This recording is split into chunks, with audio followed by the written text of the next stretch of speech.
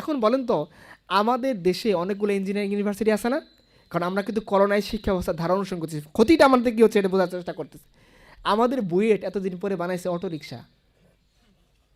এর চেয়ে হুজুরদের খালি দিচ্ছে, হুজুরদের অবদান কি? হুজুররা চামড়া খায়, হুজুররা এই করে, তোমরা কি করো? তোমরা যে পাবলিকের ট্যাক্সের টাকায় পড়ো, এই কথা বলা যায় না? হুজুররা পাবলিকের গরুর চামড়া খাইলে তোমার চামড়া তো তুলে নেয় না, গরুর চামড়া খাইছে, তোমার সমস্যা হয়েছে। তুমি যে পাবলিকের টাকায় পড়ছো, তোমার সমস্যা হয় নাই? পাবলিকের টাকায় পড়ে তুমি যে অটো রিক্সা বানাচ্ছো, তোমার শরম করে না? তুমি বানাবা মিসাইল, উত্তর কোরিয়ার কিং জং উন পাগল মিসাইল বানায় রাখছে, আমেরিকাতে কেন তারা কিছু কয় না? কারণ হচ্ছে পাগললে জিলাপি দিয়ে অনেক একটা কথা আছে না, ওইরকম যে পাগললে খেপাই লাভ না, ও একবার ওয়াশিংটনে বোম মারি দিবে এবং তা পারমাণবিক বোম মারবে। আমাদের দেশে কিছু আছে কি আছে? খালি ৭১ চেতনা আছে আমাদের, ও দিয়ে যা হওয়ার হতে হবে। ওই জন্য দেখবেন ৭১ চেতনা দিয়ে মিসাইল বানাইছে, মেট্রো রেল স্টেশনে গিয়ে আটকে গেছে। বুঝতে পারছেন? এইগুলো দিয়ে কাজ হবে না। আপনি কিন্তু কেন কাজ হচ্ছে না? কারণ আমরা কলোনাইজ শিক্ষা ব্যবস্থাটা এখন অনুসরণ করতেছি।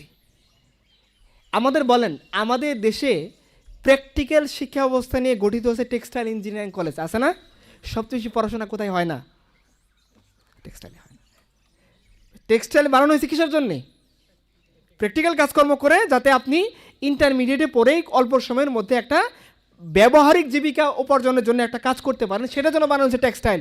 সবচেয়ে বেশি পড়াশোনা হয় না যে সমস্ত জায়গায়, সেটা নাম হলো টেক্সটাইল। এটা টেক্সটাইল ছাত্রদের আমি বলতেছি না, ইনভায়রনমেন্টে এরকম কেন? কলোনির যারা মাস্টার তারা চায় না আপনি কোনোদিন ডেভেলপ করেন। স্যামসাং কোম্পানি আমাদের দেশে আসছিল, জমি চাইছিল, দেওয়া হয়েছে, উগান্ডায় চলে গেছে। উগান্ডা নিয়েই করতেছেন, উগান্ডাতে কিন্তু গরুর গোস্তের দাম আপনাদের চেয়ে কম, তাই না? তাহলে আমাদের দেশ এই যে অধঃপতন, এটার কারণ কি? আমি প্রথম পয়েন্টটা ক্লিয়ার করার জন্য এতগুলো কথা বললাম যে আমাদের বাস্তবতা হলো আমরা কলোনাইজ ছিলাম, কলোনির আন্ডারে 200 বছর শাসিত হয়েছে। ফলে কি হয়েছে?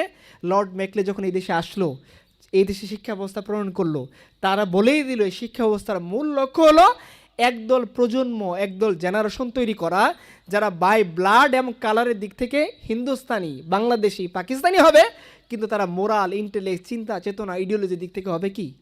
পশ্চিম, ব্রিটিশ।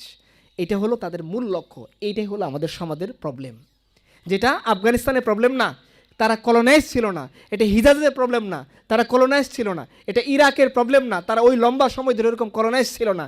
এটা অন্যান্য পৃথিবীর মুসলমান কান্ট্রিতে এই সব সমস্যাটা অত বেশি প্রবল না যতটা প্রবল হলো আমাদের দেশে। কারণ আমরা 200 বছর ইংরেজদের অধীনে শাসিত হয়েছি, যারা পৃথিবীর সবচেয়ে নিকৃষ্ট জাতি।